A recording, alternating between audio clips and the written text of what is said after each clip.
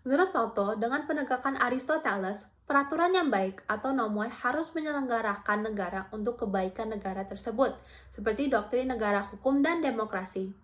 Doktrin negara hukum dan demokrasi mempunyai aspek yang sama untuk menjalankan sistem politik, dan doktrin negara hukum dapat memperkembangkan demokrasi dalam suatu negara.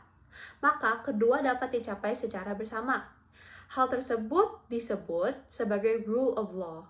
Rechtsstaat atau rule of law diperkembangkan untuk membatasi kekuasaan penguasa, pemerintah, dan memastikan bahwa keputusan mereka diputuskan berdasarkan peraturan undang-undang yang berlaku dan dalam wewenang mereka. Apabila suatu negara tidak diselenggarakan oleh negara hukum dan demokrasi, maka kepentingan politik akan diutamakan dan hukum hanya berupa sebagai hak kuasa pemerintah untuk menekan rakyat negara dan menyingkirkan keluhan pihak-pihak yang tidak menaati perintah mereka. Maka demokrasi bermain peran yang besar untuk memastikan peraturan otoritas didasarkan oleh peraturan undang-undang dan demokrasi, serta negara hukum dapat dilaksanakan oleh pejabat yang bertanggung jawab dengan peran mereka masing-masing.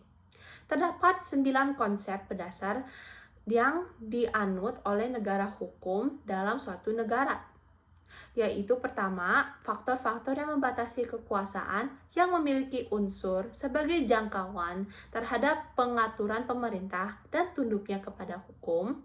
Kedua, tidak adanya korupsi, di mana korupsi mengindikasikan seberapa besarnya pejabat pemerintah dan menyalahgunakan kekuasaan.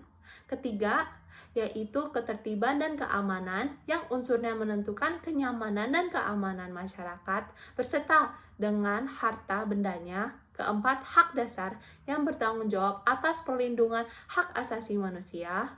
Kelima, pemerintah terbuka yang menganjurkan partisipasi suara masyarakat mengenai keperluan mereka dan tuntutan mereka. Keenam, penegakan peraturan yang efektif yang menentukan keadilan dan penegakan peraturan pemerintah.